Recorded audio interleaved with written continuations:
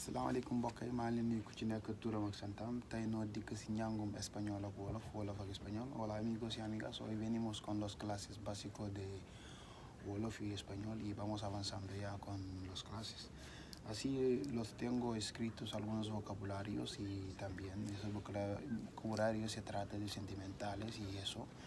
Y bueno, luego escribiremos un poco de gramática para que así vamos sabiendo cómo se apuntan estas palabras, ¿ya?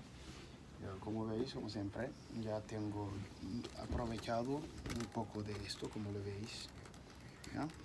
Aquí lo tenéis, sentimientos. Sentimiento muy yek si wolof. Entonces en wolof se diría yek. Contento. Contento en wolof, kontaan. Cansado. Cansado en wolof, tayyi. Aburrido.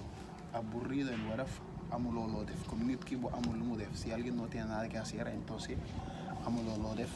Eso es aburrido. Enfadado. Enfadado o enfadada en wolof sería mer. Tímido en wolof ragal. Bu fekkee nit ki dafa ku ragal nit kooku la espagnol naan tímido.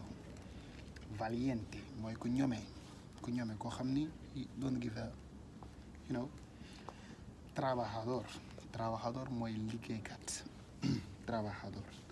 Gandul mooy tayal. Gandul. Y ahora vamos a aprovechar y escribimos un poquito de gramáticas para que así sepamos cada uno cómo se utiliza y todo eso. Léegi nañu bind tuuti grammatique ngir ñu gën a mën a xam bu ci nekk ñu koy jëfandikoo. Ok, du fekkee kontaan. Yo estoy contento.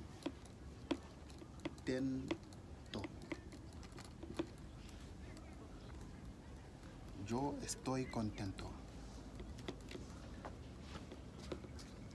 Man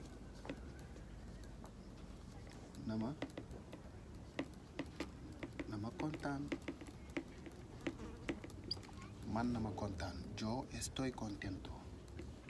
Yo no estoy contento.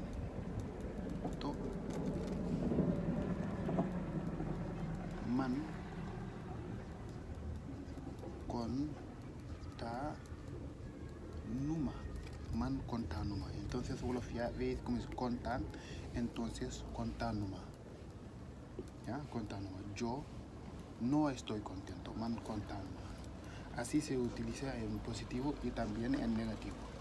Ya, vamos a utilizar un poco más estas palabras que ya hemos utilizado bien para que así sepamos